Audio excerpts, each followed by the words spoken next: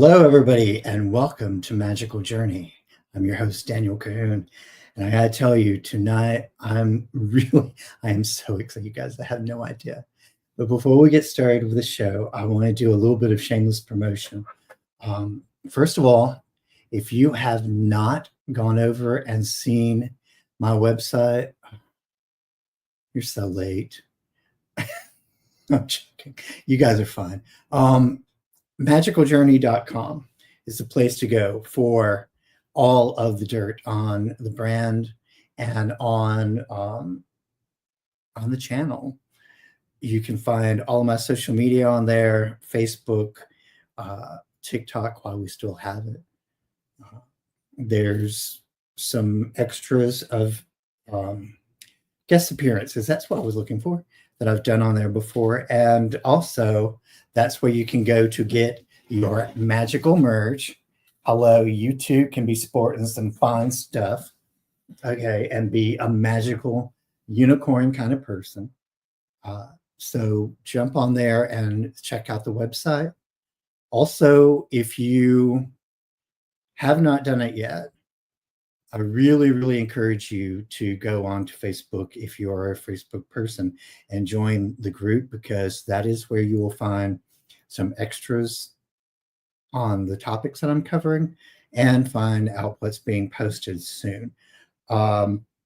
With that, do not forget, Tuesdays is a recorded drop. Thursdays, and I usually have a guest on for that, by the way, on Tuesdays. Thursdays is the Paranormal Files. Yeah, it can be a little dicey sometimes. And then, of course, Fridays we have, and the Paranormal Files premieres at 7 p.m. Central Time on Thursday. I am in the chat with you guys for that, by the way. Also, obviously, Friday nights at 7 o'clock Central Time is when you see the lives. And tonight, guys, I have probably, well, no doubt, absolutely 100%, the most amazing guest that I've had on my show in some time. I can't even begin to tell you. There are so many things about this man. He's multi-talented. And there's also a brand new book out. A brand new book that just started out today. Ladies and gentlemen, welcome Mark Elliott Fults. Howdy! Hey! How are you doing? Oh, I'm fine. How are you? I'm doing great. So, as if we need to know, I want you to tell us a little bit, because everybody already knows who you are anyway. Oh, If they don't know, no. if they don't know, they're not in the loop, and they're not where they need to be. They need to be where they know you. Tell us a little bit about you, and tell us about this book that you just got out. All right. Now, if they don't know about me, it's because they haven't looked under the correct rock. Now, my new book. I'm Mark Elliot Fults. I'm a psychic and a medium and a channeler, and I've been working in the public 45 years. I'm 62, and dropped on my head, talked to the dead. I was killed, came back from that. Well, I mean, unloved, and came back from that. And I do art, I do music, I do writing. And I'm not good at writing, like, with the fingers or the things, but I've got it all up here. So I'm good at storytelling. I'm good at putting things together. So book writing is exciting for me now that we have dictation devices, and because I just do a stream of consciousness and go. Now this new book, my mean old grandma's good old cookbook. Woo, Lord, let me tell you what, that old woman, that was the meanest old woman I have ever met. And I mean it. I mean, in the book, there's a little bit of the story, but I can't tell the stuff about that old biddy. But gosh, she was a good cook. She was terrible, but she was a good cook. So I thought, here I have. I've been working for years and years and years doing psychic work, doing mediumship, trying to help people with their missing people and things like that. And it's so serious. And you take on, and people, when they come to me for readings, of course, I have to do a lot of talking to people's spirits and dealing with people's sorrows and it's it's an incredibly beautiful gift. I love it. I love every second of it. All right. But I'm like, I'm also a person, because I've been dropped on my head so much. I love to laugh. I love to make people laugh. I love to have a good time. And also, accomplish other things. So I thought, wow. Because I've been planning to do this book only 30 years. And I finally went, well, we'll do it. We'll do this. And then I'm going to do a fat psychic cooking show with it. And that's going to be fun. Because I'm going to use, because the book has 1,798 recipes, which is not all my recipes.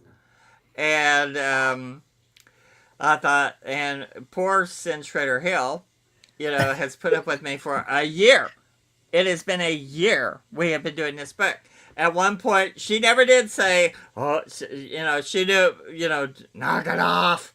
And but I would go, should I? I would almost be finished, and then because everything is so magnetized to me, it was like pulling a Band-Aid off, and there would be more stuff coming through, and I was like, oh my Lord, we have to put this in. Oh my Lord, so oh my God, and then when it developed into the Pretty Sister recipes, which there were no Pretty Sisters in my grandmother's family, and the Ugly Sister recipes, which I thought people are going to love that. They're going to love that. This has turned into such a fun project, but I'm doing a book about the universe called The Psychic Worm Stitch, My View on the Universe. This cookbook is 5 times harder than writing about the universe for me. It has been, because it's so grounded in mathematics, fractions, structure, because, food is it's simply complex. It's a science. And believe me, I have tried some of these recipes. Some of them are fantastic. Some of them, I just did a pumpkin fudge that turned into pumpkin sludge. And my partner loves it. It tastes so weird, but it's like, and it's one of those things that, I got to get a candy thermometer. And I didn't quite cook it long enough. Ooh. And it has pumpkin in it. Mm-hmm. But it tastes like it's one of those things. You start eating it, you go, I don't know if I like this. I don't know if I hate this. But then I keep eating it, and I go, if it were around, I'd eat it. But I can't tell if I like it or not. Then you eat more, and you keep going back to it. And it's weird. And I thought, well, this is what this book is going to be. It's one of those things of, you're going to find stuff that you will love. And there is some of that crap I wouldn't put in my mouth.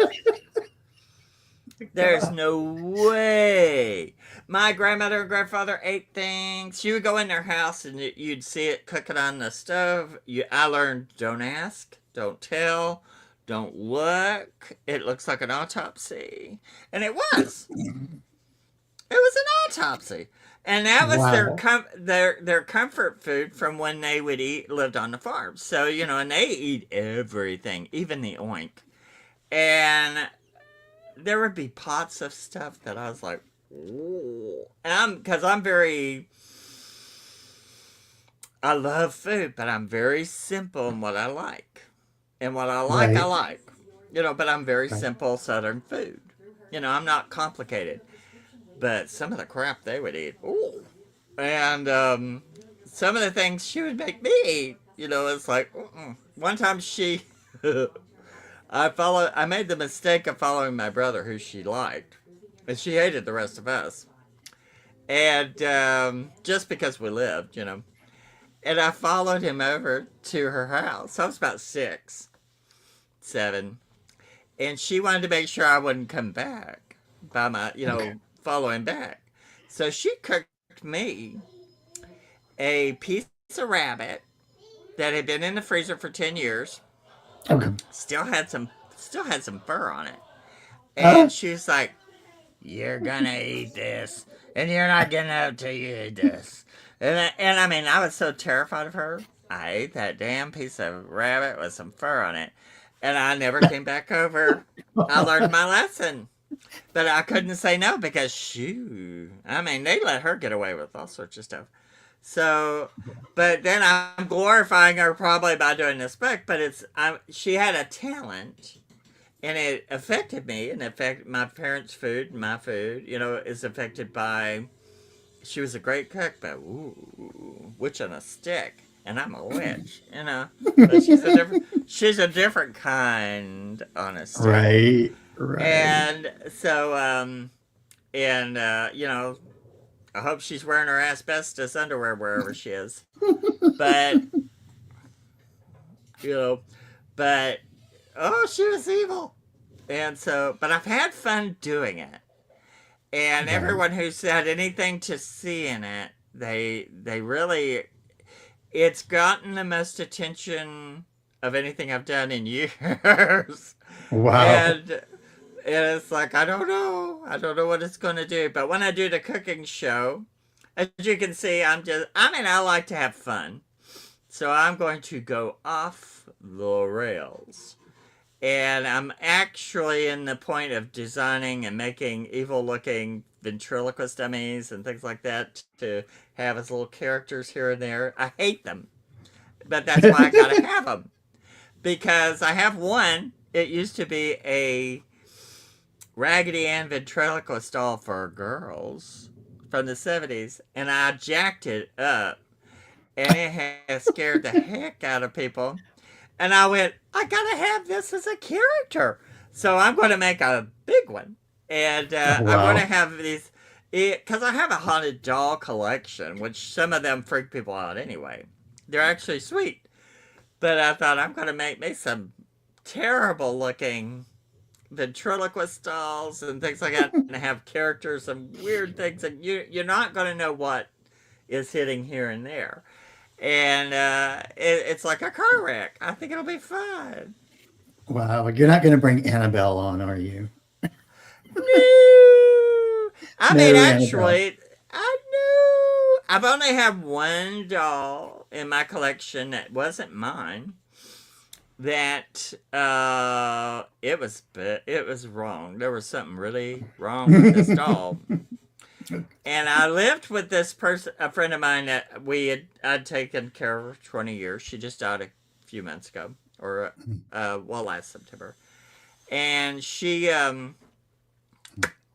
was kind of crazy, but this crazy friend of ours who collected dolls, this doll, there was something wrong with it, so he gave it to her.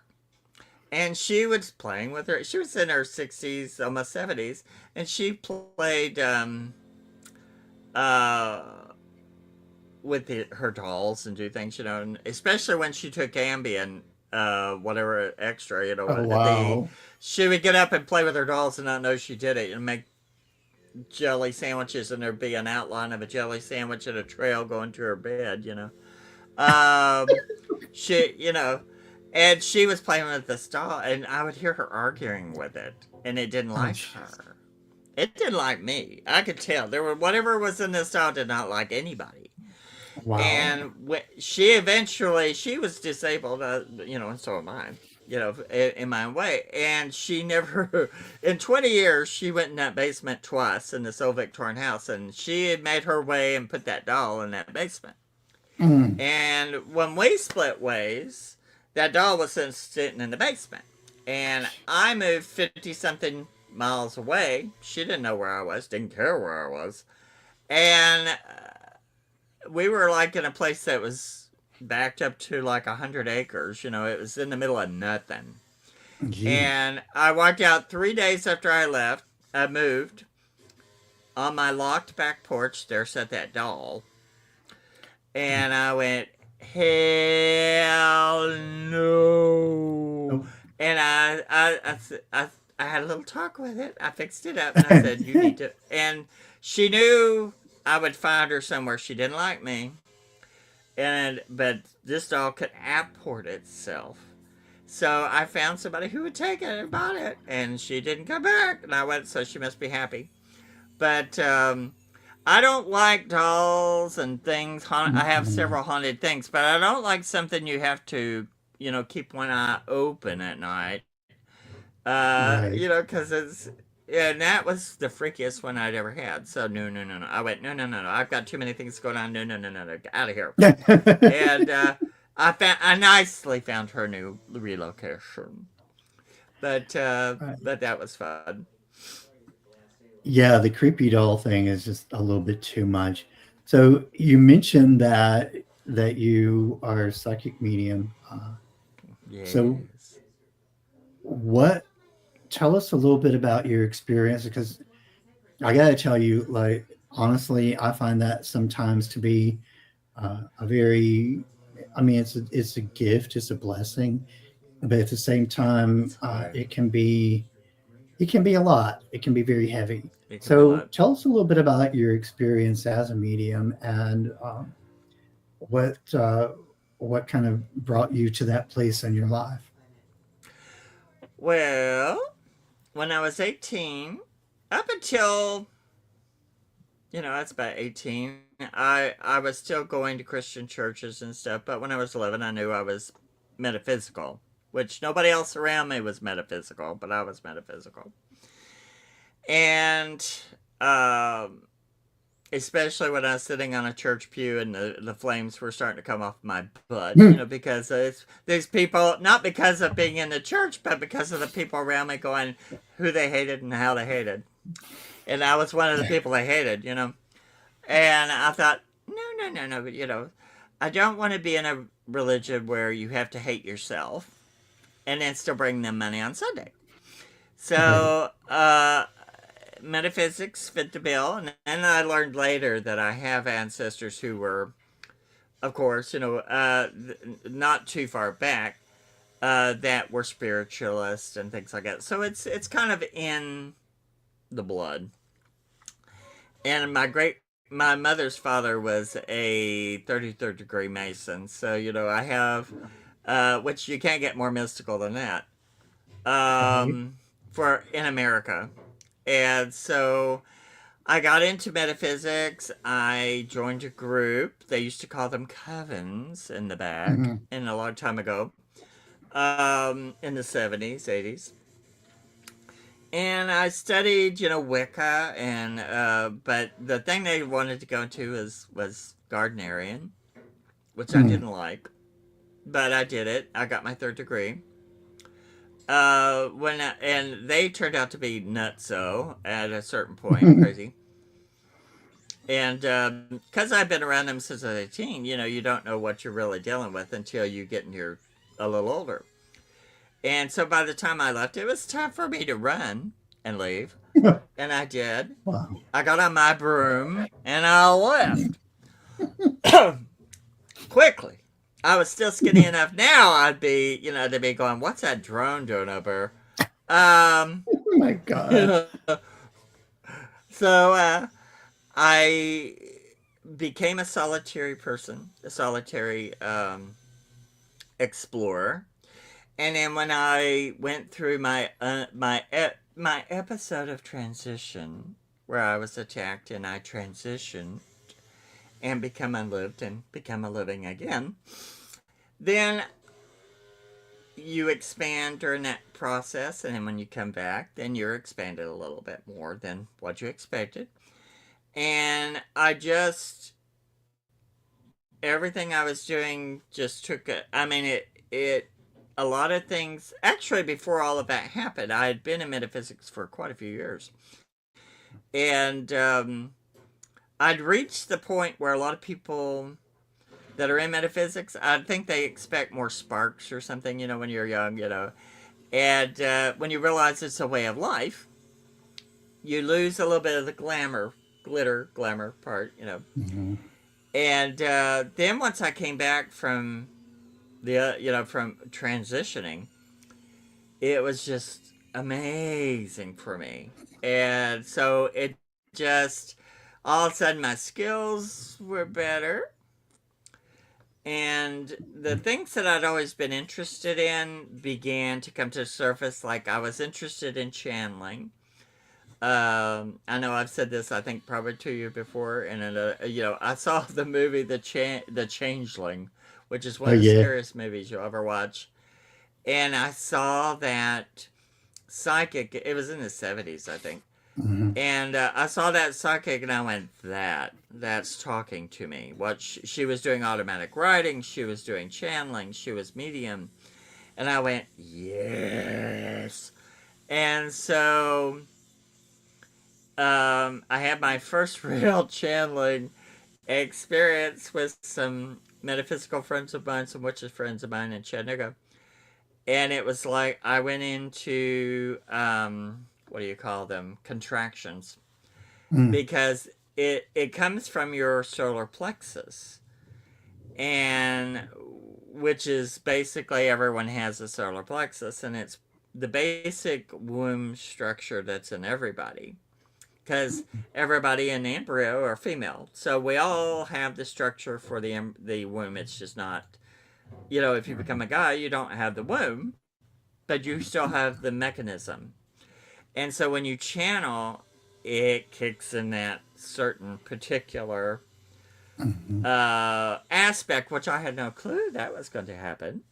And I ran into my friend's store Surprise! going, holding my stomach and going, close the door, get that people. And I channeled, scared the hell out of all of them. And it's a way it kind of, because the spirit, the energy and everything, your body aligns to what you need. And so it aligned for me to be a channeler. And I've learned different techniques to control. If you have gifts, you have to know how to use them. So I've Right. learned techniques to control everything I do. I'm probably a little control freak on my own stuff, but you have to be, because you're Right. opening yourself to everything. And You people, really when they are. see me and they go, God, when they look at me and they go, you're such a goofball. But then they're surprised when I pull something out of the hat that they weren't expecting. And sometimes it's something I ain't expecting. But it's because I know how to control my energy, my techniques. And so it's not like I'm playing at it, I'm doing it. I'm a practitioner. I'm not only a psychic, I'm a metaphysical, I'm a energy metaphysical metaphysician, besides being a witch. Not just a Wiccan, but a witch, a practitioner. I understand the recipes you need to use. And I know my own body. I know what I'm looking at. So I've been doing that for a long time. I think it's been about 20 years since I really started channeling. And as of late, I can't say a whole lot about what I'm doing, but Austin Lawrence, we've been, Austin Lawrence, I've been doing a lot with him. And I've also, we have a project we've talked about. And I think in the next upcoming year, the project I'm in with Austin Lawrence, sister, it is it's a huge amount of evidence. It's a Mm. huge amount of things that you as a psychic see. People, when you do psychic work, you can work your butt off, you can do all this stuff, you can help people, you can find. I've assisted in finding dead bodies and stuff before, but don't get credit for those things because, first of all, law enforcement does not acknowledge us. Yep. We are not a lot. They think we're kooks. We're all this. So I've been working on, trying to do things where I let people find the evidence and show, I'll give them the stuff, they figure it out. And Austin has been great with that. But we've had a project that he's got on Dead Chronicles, which is blowing. It blows my mind as well because I'll tell him stuff. I'm like, well, what the hell is that? And then he got hit, but he knows what it is, and so we've got a lot of very good, compelling evidence. And there are some psychics out there that are very, very good, and then there are some that need work, and then there are some that it's like I would take a stick to if they got close enough to me. And I would win. I like to play psychic pinata because I've had to sit. If you've ever had to sit with a psychic that is so full of it, they need Roto-Rooter to come and see them. And, and you just want to go, I'm going to play psychic pinata with you. And it's just, when people are good, they're good. And some can get better. And I look at people and I go, trust yourself. And they have a hard time trusting that, going off that little edge, But then there's some is like a sister. I understand people's skepticism because there's, and we as technicians, we have to show people how it works. I know you do it as well. How it works, how it can be done, how you can expand. But you have to, it's work. You're a social worker. Right. It's not always it's not a beautiful, glittering thing to be in, but it's fantastic for me. I love it. But it's, but I had someone one time who approached me who wanted to date me years ago. And the only reason they wanted to date me, they went, I want to be the best socket in the South. And they thought by being around me, it might rub off on them. And I'm like, first of all, you got to get off your lazy little bubble butt and work. And what do you think? All these people got these shows out there. You think that, going to sit on bonbons and get on a show? And right. And I was with a group who were so show oriented and fame oriented. That wasn't my thing. But I'm like, if you have the good work, it will speak for itself. It will. Exactly. And see, what I want to do eventually, because I'm 62, I want to help people find missing people who have been murdered, people, whatever's happened to them. I want to really delve into that. And I actually have gotten a wonderful experience to do that this year. And lots of dead people. And so now that those dead people I've been doing with that, people don't understand because it's, you have your third eye, which has magnetite, and it's your electromagnetic field. Well, it gets out into the bigger electromagnetic field. Well, once you've done something that makes a ripple, then spirits who are frequencies pick up that frequency, and here they come. So now that I just was finishing up with the one we were starting to do, what with Lawrence, with Austin's thing, then other spirits have been approaching me, and it's like, Okay, one of them. I mean, we won't divulge stuff yet, but the one we Mhm. were discussing a little while back. Uh, that one kind of like the first. It took me a day when the first spirit from that talked to me, and I was like, ooh. Then I went, I can do this, and I'm like, I thought, sure, let's just do this. And, and so now, I mean, I had another one that approached me, another case, a missing child that I've heard the story of, but the child started telling me describing to me what it can see from where it's at.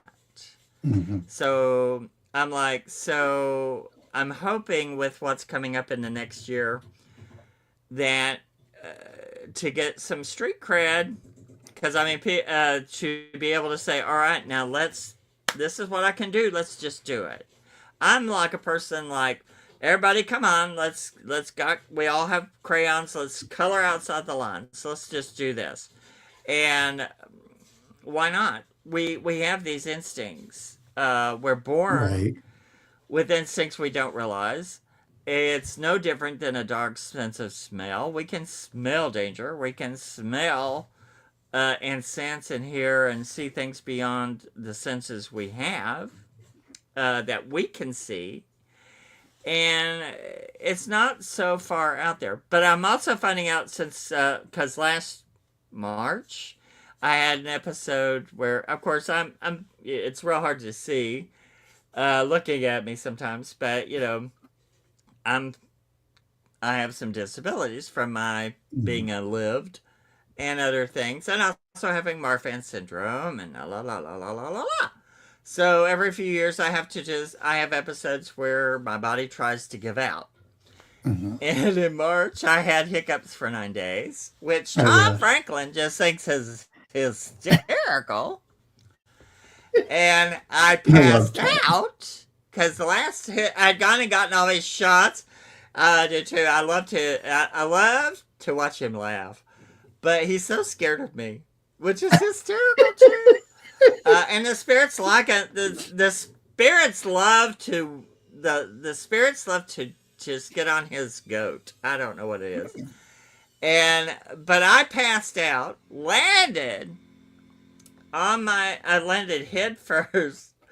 Thank God I got strong head. But I landed on the edge of the tub, Mhm. and I woke up, and I thought, okay, we're alive. Because my instinct to put the arm up, but it jerked me so bad that it's Wow. taken 6 months to get over it. But and the other thing that happened, of course, I woke up and I thought, okay, we're not dead, we're not broken. Where's my left hand? And it was in the toilet, And I was like more Oh, worried jeez. about that. My fastidious little self. And I was like, ew, ew, ew. But um, it raised my it raised my talents up, and so now Mhm. the extreme pain has kind of gone away. Because I thought for 6 months, I thought I do not know what I'm going to do in a year if this is worse than this, and because I'm in chronic pain all the time, Mhm.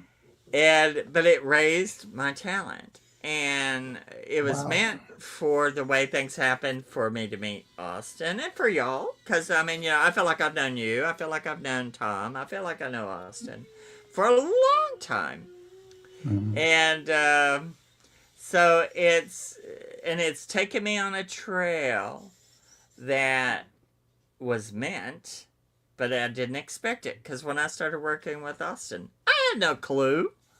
Mhm. I was like, I tell people don't tell me something, and Sin goes, I got this person because I'd worked with Eric Sims and Sin, and now do you know Eric?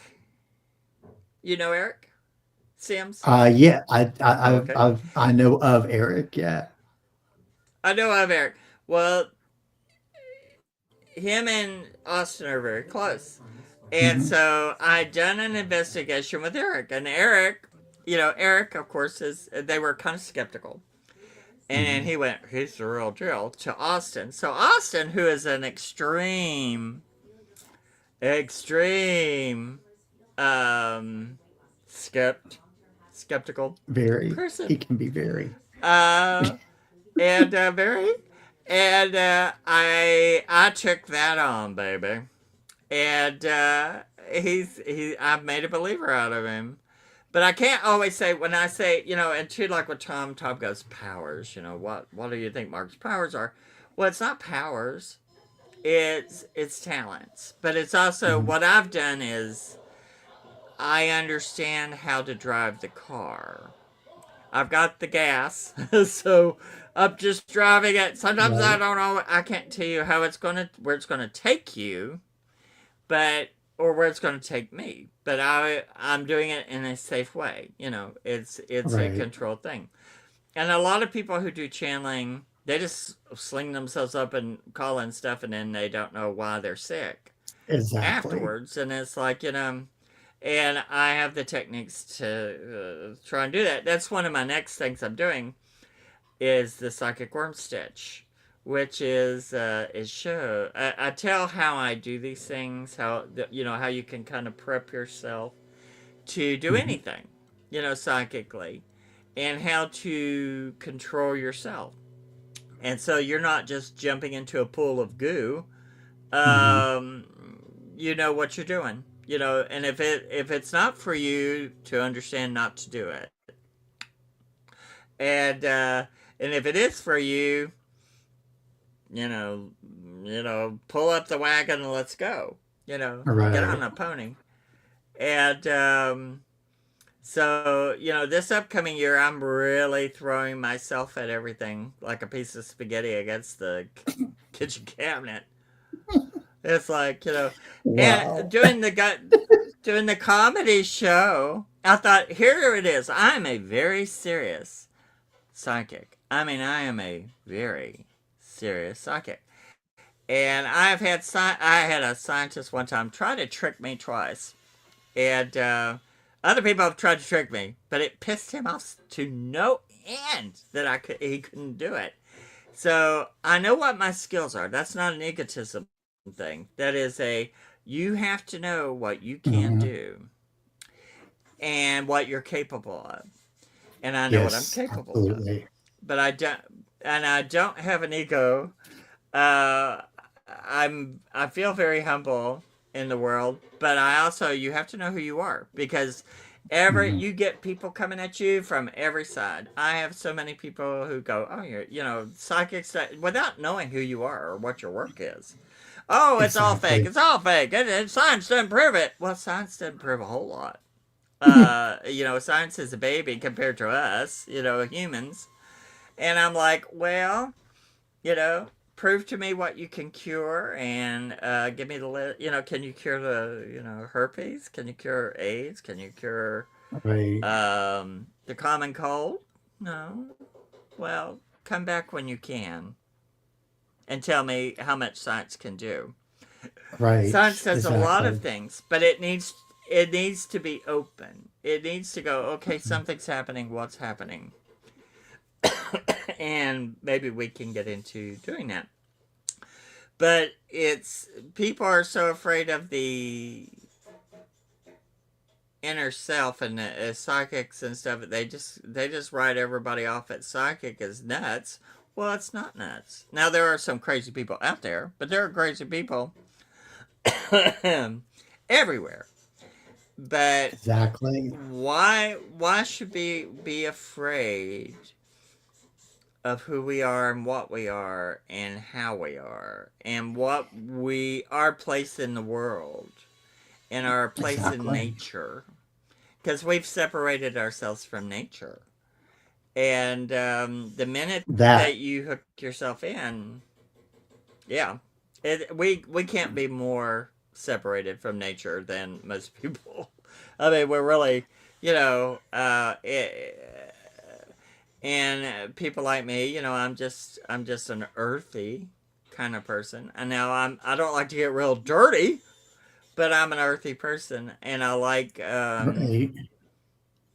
I like inner exploration, so I know I'm talking a lot, so go for it. You know what? Go I ahead. want to I want to go back to something you said earlier uh, involving missing people. So you mentioned that there was Yes. a child that's been reaching out to you. Um, Yes. so I want to know, by any chance, is that the Dennis Martin case? No. Trini Gibson? I no. No, Well, another one of those. Chiron Horman. Oh, from Oregon. It's yeah. Um, the I was thing in I see Oregon when when that case started. yeah. Oh, okay. I didn't know I knew anyone in Oregon from Oregon. Um, the thing that I started seeing was I from where he's at. See, I see through remote viewing, and you get images, and this is the way Mhm. I see it. Um, he can see Mhm. a decorative lamp post light that it's like it's on a there's like a little wall I mean there's the light a drop off and then I can see the grass going up to where he is, so it's like almost 2 miles away from the Fred Myers, one of the Fred Myers that the alleged person involved went to. It's 2 miles from, and he's saying, I'll just go ahead and divulge it. Because what happened when I saw the picture the child was showing me, Mhm. he said, so I heard the word Brentwood Drive, and I went, I'm not from Oregon. So I looked it up. It's just a few miles from Fred Myers, where the woman allegedly, or the person, the alleged, whatever, um, went to two of those, and it's just a few miles from that, so it's within range. It's may not have been this place may have been built up since because it's been 14 years, but where Mhm. he is, I know people have been looking for him in water and stuff like that. He's not in water, but Mhm. he's very close to this decorative. It's a decorative, not like a lamp post, light post. Um, it's like one someone would have on their property or Mhm. in a park where it's decorative. It's kind of pretty. It's got kind of like a bulb shape with a little knob on top, and I can see it from wherever he is. Now I know that he was um, and of course, I mean, I don't know anyone that's watching this, what that anyone would think or what you have to say about any of, to say, I've never been to Oregon. Mhm. So, but to me, if I have to say alleged, it's alleged. But what I see, he can see that light. It's Mhm. almost directly across from him in that parking lot or whatever it was. Because at first I thought, well, so he's very close to where there are either homes or Mhm. something where there's a parking lot because there's like a 4 foot or so drop off, concrete wall kind of thing and a little drain thing, and then he's like up on the hill from it. And it's near, I would say he said the Brentwood Drive area, and I'd seen a 7, and I tried to figure out what the 7 went with. And then later on, it's not his age. He was 7, but it's not his Mhm. age. Um, and usually I don't like to know anything about anything, but I'd seen his thing, so, you know. I know there was a later when I went back through the show, I went, okay, so when I started seeing the pictures, I went back to kind of connect to what it is. And I saw a book with a 7 on it that said tip line. So when they were showing a flash of information, And I went, well, I think that they have tips or something that have to deal with that area. So I'm going to say he's near the Brentwood Drive area. And there's like a little woodsy park looking area, I think, on the map. Because I started looking. Because I thought, because when I was looking, I was going, well, Brentwood, that's in California or something, you know. So, but I heard Brentwood Drive, so I put in, because he went to the he disappeared from Skyline Elementary. Mm-hmm. The suspected individual, alleged individual, involved in things had gone to the Fred Meyer stores. I think there's only one now.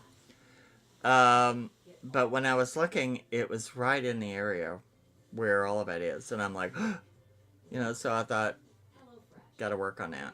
I wasn't going to divulge the information, but I might as well. And anyone who is looking, you know, don't remember people's properties are, private properties. You know, don't go traipsing over Mm-hmm. everybody looking for something.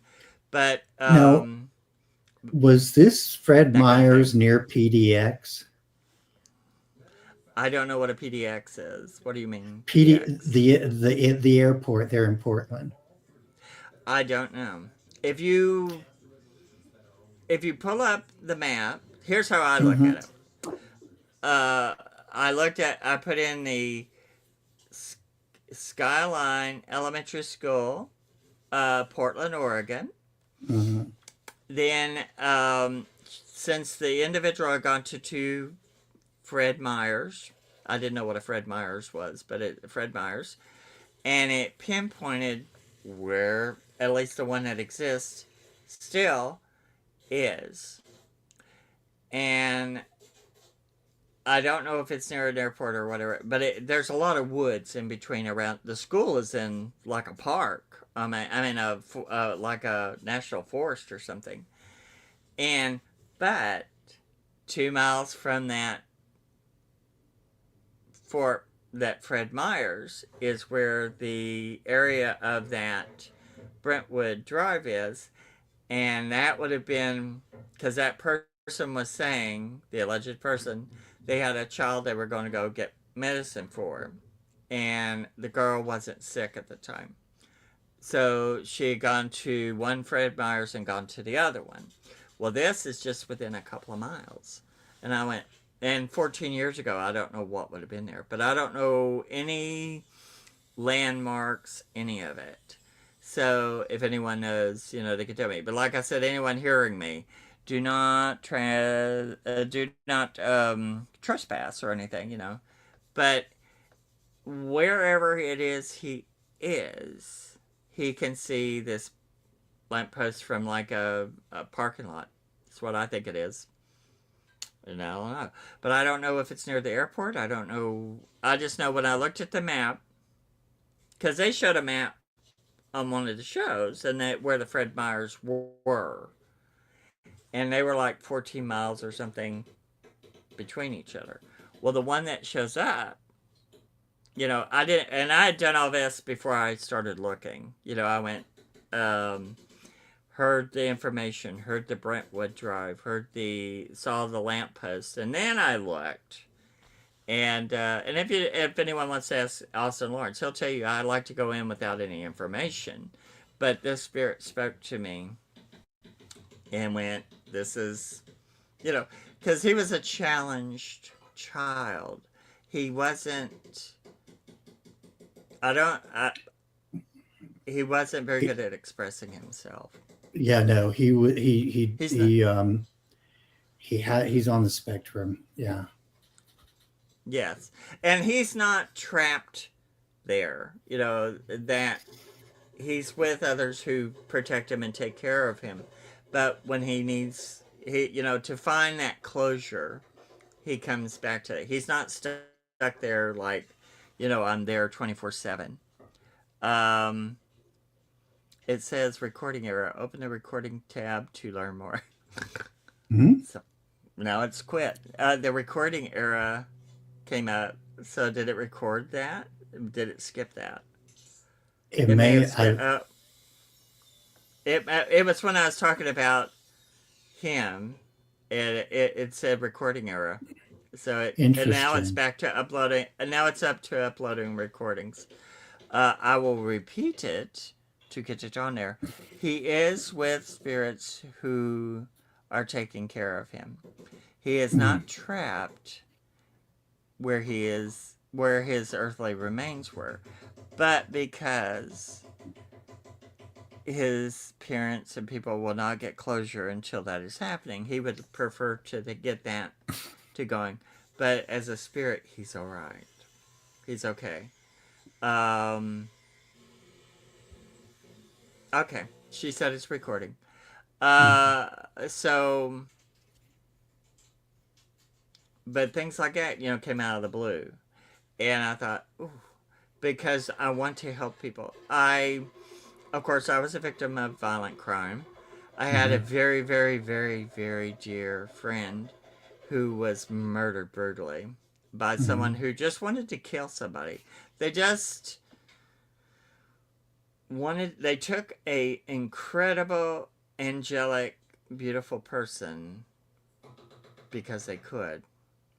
And in my line of work, I've known in my lifetime, not, across the board, not just, it's not just a specific kind of person or anything. But I've known over 20 people who've been murdered. Or that have been murdered. Because where I came from, I guess it was a little violent. It's a tourist town, but I guess it was a little violent. But after my friend Lester was murdered, I just went, no. And I went to his court trial and saw how really victims are victimized.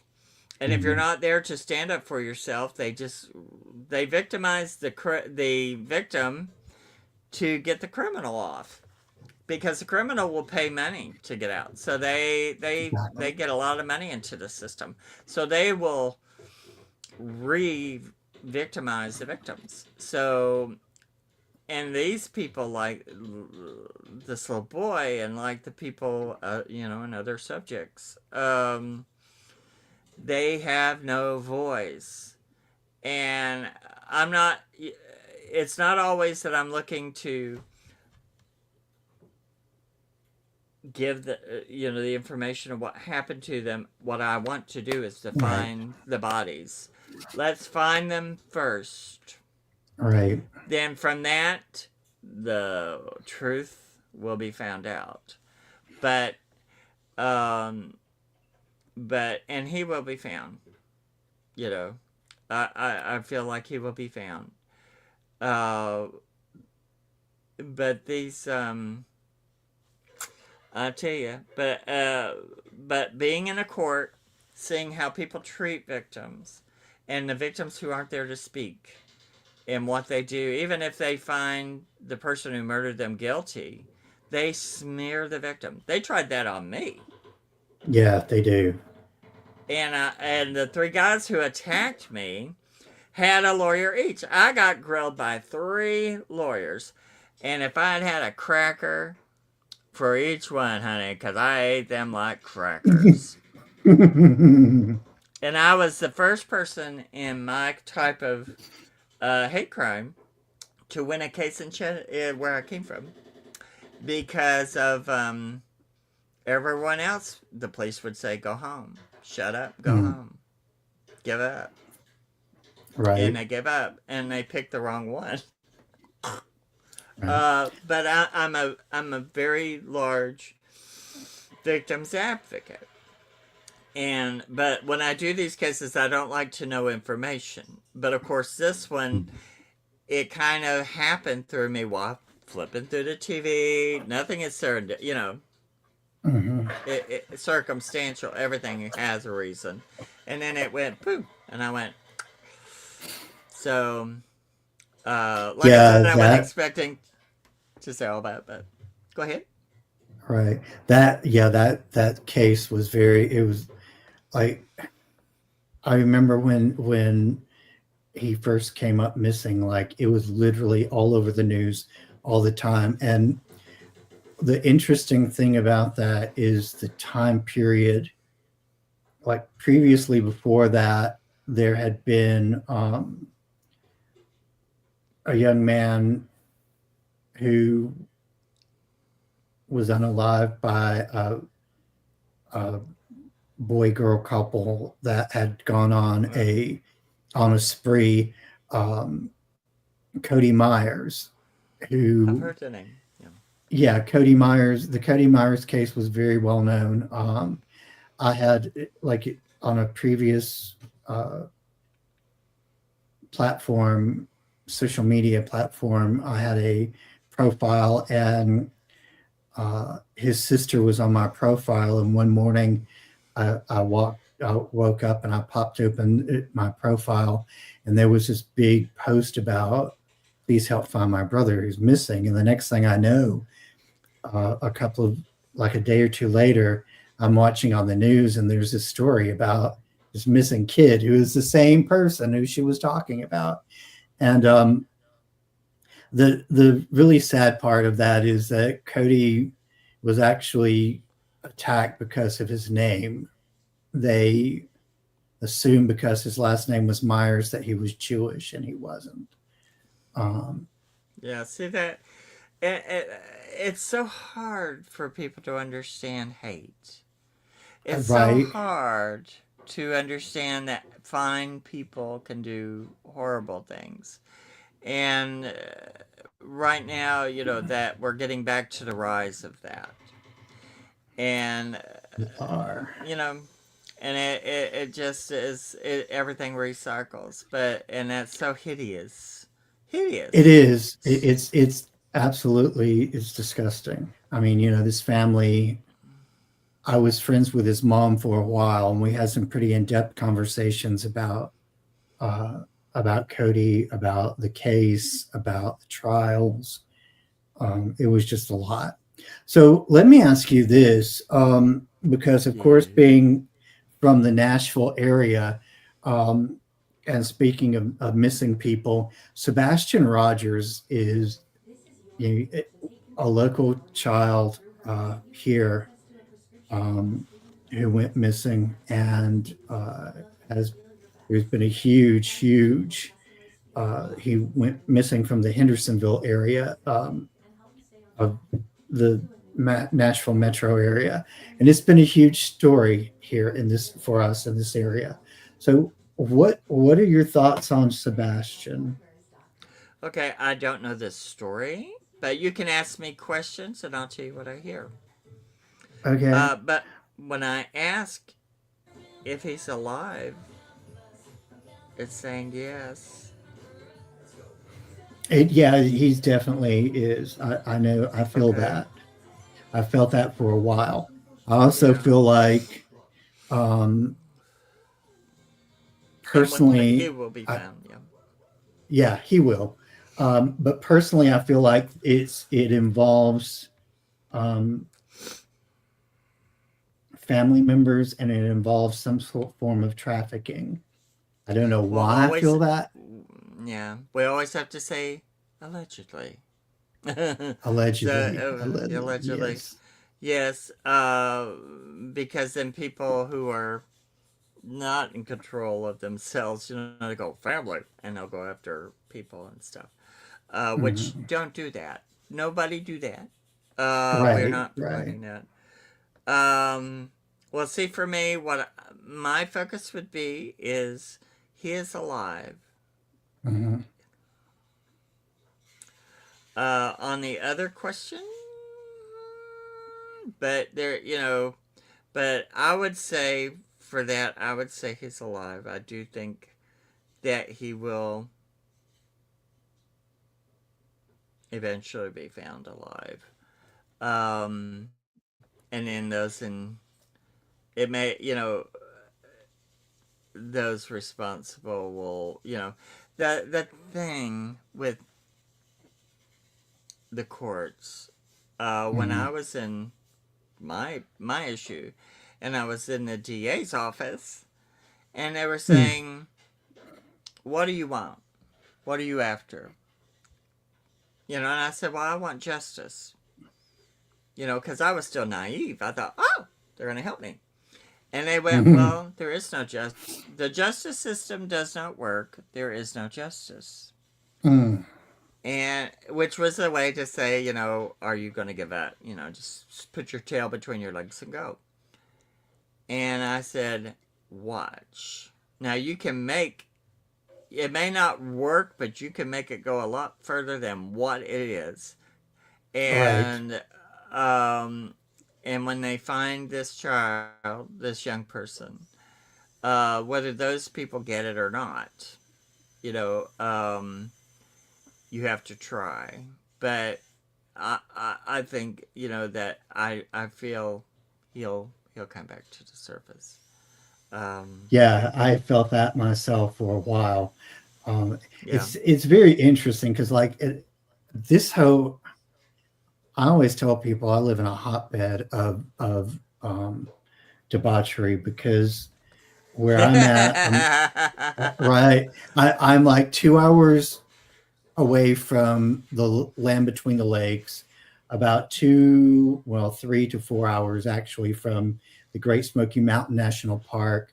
Um, Ooh. yeah, so and I'm not that far north of Sin at all. Yeah. Like I literally travel through her neighborhood, uh, going back and forth from Yeah. the Madison area for work. So Sure. like there's the area, and I'm only about an hour away from the Cumberland Ridge. So Yeah. if you know those areas, there's like just shenanigans everywhere on the paranormal Yeah. levels, all through those areas. So I always tell people I'm literally in the soup kitchen of paranormal. Uh, Oh it's yeah. it's ridiculous. It literally the energy. So I'm going to tell you the story because it is a good example of what it's like, being gifted and living this close to, um, the Cumberland Ridge area. So I was driving through an area. Forget what the town is actually called right off the bat. Now it's on the way through Cumberland, and there's a little drive off there where there's an overlook, uh, as you're going up the hills there. And I was driving through that area, and the cryptids love to like when I come through that area, they love to hit me up. They always want to say hi. Well, one of them said to me, "Hey, um, let me borrow your body for a moment." And I'm like, "Excuse me?" And they're like, "I want just let me slip in." Basically, was the message. So I agreed. 15 minutes later, I'm 15 minutes down the road, and I become fully conscious again, and I realized that this thing was driving my car for 15 minutes. Yeah. I've heard of someone else And having that experience. they're very I was like, wait a minute, you can drive cars? And the response I got back was, you'll be surprised at things that we can do. And I'm like, I don't want to know anymore. So I just kept driving. But yeah, this whole area is just a hotbed. Um, Yeah. it's Chattanooga's interesting like though. that. It's like a ladle. You know, Oh God, you need a ladle. Chattanooga. Yeah, Chattanooga has a lot of. I kind of Woo. compare Chattanooga to Chicago in a way. That it has a lot Yeah. of Chicago energy. Yes. Um, Very condensed. Very condensed. very, and then of course there's the Oak Ridge area, Oak Ridge, Tennessee, which is Yeah. is oh my goodness. So one of the things that one of the researchers there in East Tennessee has talked about recently is Mothman sightings around the Oak Ridge area. That's because of the reactors and all that. Nuclear stuff. Yeah, Yeah. yeah, I found that very interesting indeed. Yeah. Um, so when you talk about it, because you've had quite a full library of stuff going on in your world throughout life. A full Yes. library, literally. A full Um, full library. Dewey yeah, Decimal System. right. Oh God, talk about old. That And I most people am. probably don't even know what that is. They probably don't They even know what that is. don't. They're going, what's that? But Right, yes. right. So with all of that going on, what Yeah. what are your thoughts right now in the with the current state, especially relating to the stuff going on around Asheville and so forth with the vortexes there, and the impact of the hurricane. What are your thoughts on that? How is that going to affect the metaphysical community over the coming weeks, months, and years? Well, now, Asheville has a very large, used to have a lot of witches. Mm-hmm. Um, and all the way to Boone, North Carolina, there's a lot of mountain folk that are witchy. Mm-hmm. Um, I'm not sure. I haven't really looked at it to see what I would think about that. But we're all going through. We've all been so freaking complacent Mm-hmm.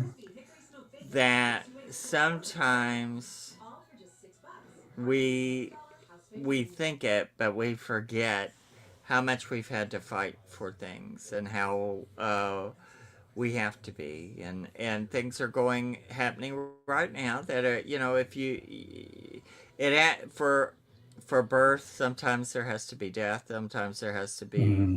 a rebirth, and I don't know. I think right now the metaphysical level will go up for a lot of people. Uh, and that usually comes through a lot of repression. A lot of repression will make things come to the surface because it's putting pressure on who you are. So I think I haven't been to. I've been through Asheville, so I don't know a whole lot about Asheville and its people. Um, but for psychics and stuff in metaphysical communities, I think we have everywhere. I think this is a good growth time for them Mm-hmm. because there's so much opposition to any of that that Tons. it will come out regardless. So um, Mm-hmm. I'm not sure I'm answering your question all the way. So kind of rephrase it for me. What were you wanting out of that question? I'm old. So, so, you know, Asheville is one of the three major vortexes, or they're Oh, okay. in Asheville. There are vortexes within that area. So Asheville is Yep. one of the three. There's Shasta, Sedona, and Asheville make up Okay, the vortexes. the three vortex centers that are really Okay. power Okay. centers. Okay. Um, Yeah. so with And there's the there's one on Lookout Mountain as well. yeah, there is with the amount of devastation in the Asheville area and in the uh, Will it northern affect them? yeah. Right. Well, vortexes and portals and things tend to be affected more about what's underneath or from the center. Mhm, So the devastation will can actually sometimes cause expansion mhm, because vortexes and portals come from more like, say, like, under the ground, the energy coming out. And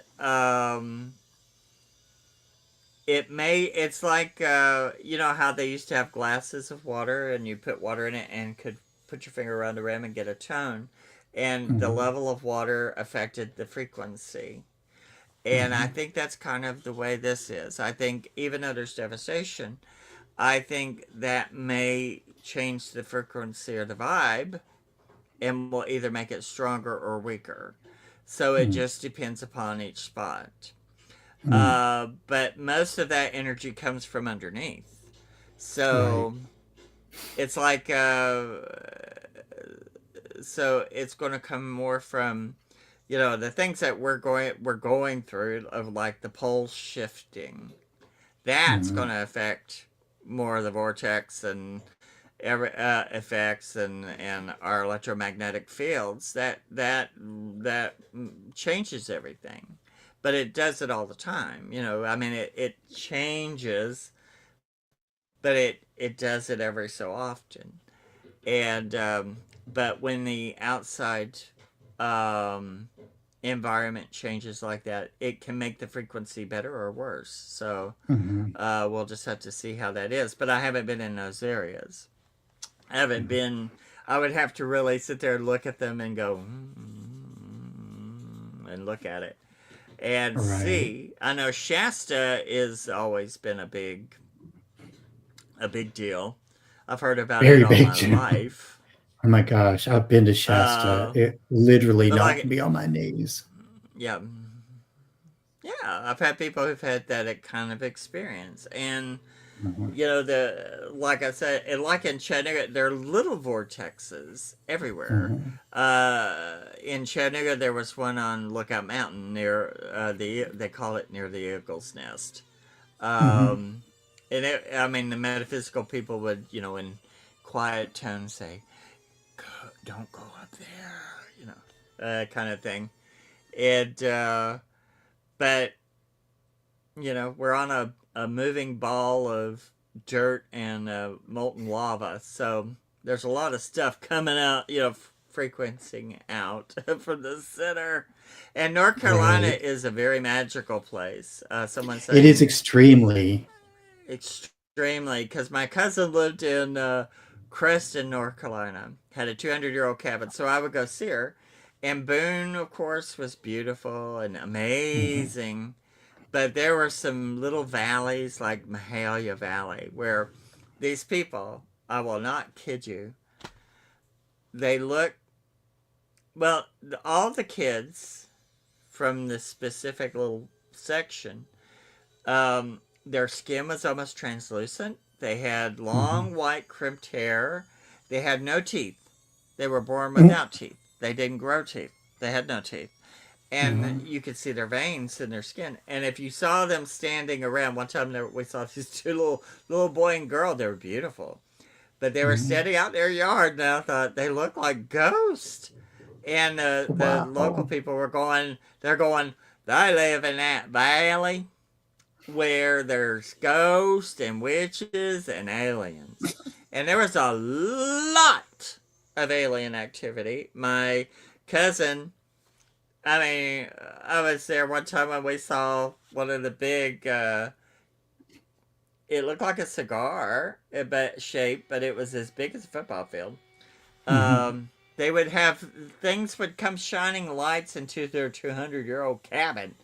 The Mhm. neighbors who were the most they had was a 3 or 4 fourth grade education, and they one time they said we saw a UFO and it looked like a hamburger, and Wow. but they were seeing them, and there were people talking about little gray people and little Mhm. people, but we were always seeing weird things, and I did coming from Mountain City going to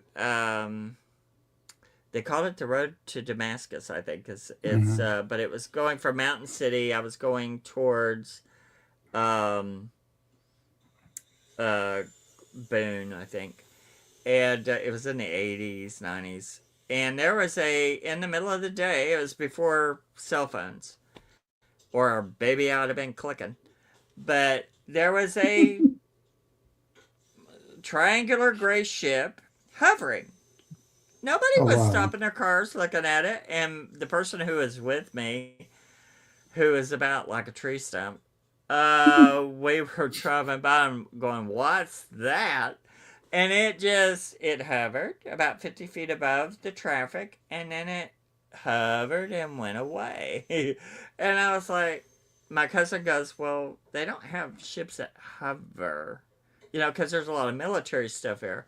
But it was gray, had little red lights, but it looked, it wasn't quite like going, "Well, that's a UFO," but it was a triangular ship of some sort, and it just was Wow. looking, and it went off into, and if I had a camera, I could make a man. But Right.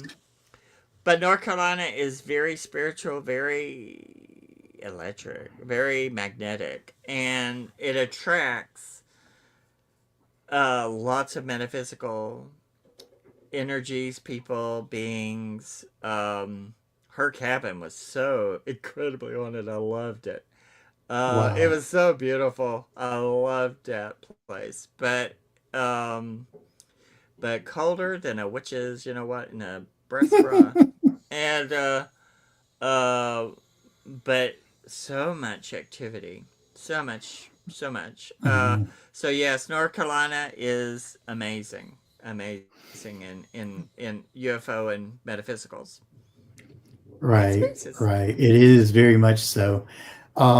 What is your thoughts on, because I know there's a lot of controversy still about the number of people missing, the number of people who um, was unalive during the storm and so forth. A lot a lot of people are saying that the numbers are way off on that. Bigger, What is your yeah. Yeah, what is your thought Oh, on that that right now? what are there more people than what they're saying? Mhm. I would say I would agree with that. I would agree with Mhm. that. I haven't Yeah. looked at it very closely, but yeah, I would say it's much more than what they said. Yeah, But yeah. I definitely um, get that feeling too, actually, sadly thank enough. you. Yeah, It's so hideous. uh, it is, it is. It really there's a lot going on there. I think a lot of it does revolve around the government's interest in the lithium and cobalt in the area. But yeah. So let's let me ask you this as we start to round out. We're getting close to Okay, the uh, hour and a half mark here. What are your okay. final thoughts for us tonight, Mark? What do you have to share with us that we can take into the evening and contemplate for the rest of the week? Hmm. I don't know. I think right now, I think some of the things I've been sitting and contemplating. Everyone is so fearful of the future, Mm-hmm. and we on all sides, not just one side, all sides, Mm-hmm. and we've been through weirder things. We will be fine. Just relax. Don't fight and get all upset over this and that and the other. It's some milk might get spilled, but it can be cleaned up too. So just figure out what you as a person can do lovingly in your life. Focus on being creative and moving forward. Don't sit down. Don't stop. Don't let Right. anyone stop you from being yourself and who you are and what you want. It's all attainable. We have to be objective. You have to be realistic on certain things, but Mm-hmm. to become who you are against this waterfall of the nose. So I feel like we've gone so far backwards. Um, Yeah. in a way, but that's okay because we're now we can't. We have to fight for who we want to be. And don't let someone tell you who you are. Be who you are. And don't let people bully you and take away your rights. You have rights. And try to be kind, but you can be firm. Mm-hmm. You don't have to be ugly or hateful, but you have to be strong. We all are warriors to be here. Right. We're not meant to be followers all the time. Mm-hmm. We can follow a little, but be a leader. You know, lead yourself, lead the others, help others that you can. And I don't know, I would just say just be happy. You know, be happy, make yourself happy, love, be loved, fall in love as much as possible. Don't let things stop you. Just you don't have to step over people, but you can walk around them. Right. And don't get pulled into this tar pit of stuff that people are doing. You know, there's so many people out there telling us what we're going to be happy with. And we have to understand who we are, what's right. Always stick to what's true and what's right. And just go in love, you know, try to be positive. But if you have to take a stick and beat somebody and play psychic pinata, then you do. But and I can if you but then again, if you don't, you know, try to just be happy, laugh. I mean, that's why I'm doing this cookbook. Gotta laugh. This is too serious. Oh my goodness. We've got to have fun. We got to be escapism. So, you know, it may all suck, but honey, cook a cookie and eat it and get in the truck and go do something. Who cares? People will come and go. This will be all right. Exactly. Yeah, this cookbook, guys, is amazing. And Mark, you're amazing. I gotta tell you, I like all the people that I know and I get the opportunity to talk to. When I think of, you know, those days when I just don't want to I want to hang in bed. I don't want to get out of bed. I immediately turn thoughts to some of the stuff you said. And I'm like, you know, I got this. Mark knows I've got this. We got this. We're going to do this today. So yes, just open that casket, crawl out, go live. Then at night, pull the casket back and just call it a day. Because, you know, but like I said, I feel like I've known you a long time. And I think we have a lot of fun. So, I'm very humbled to be asked to come and do these things. So thank you so much. Well, thank you very much for joining me tonight. I'm going to go on and close this out. If you'll hang back for a few minutes, I will get back with you in just a short moment. I will be here. And thank y'all.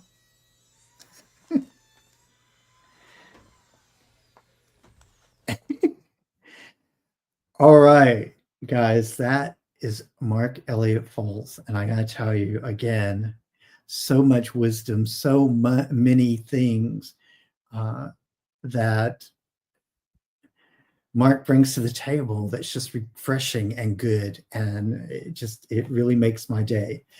So I appreciate you guys. Do not forget, go to magicaljourney.com. Also, do not forget to like, share. What are the other two things we want to do with this show? Comment. And if you have not subbed yet, shame on you. Go and subscribe to my channel. Meanwhile, I love you guys, and may your journey always be magical.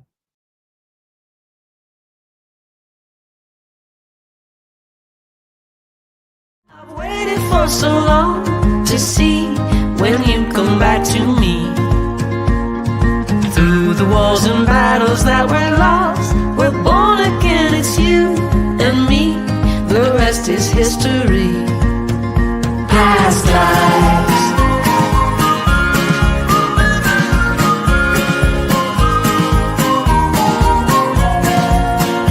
Past lives.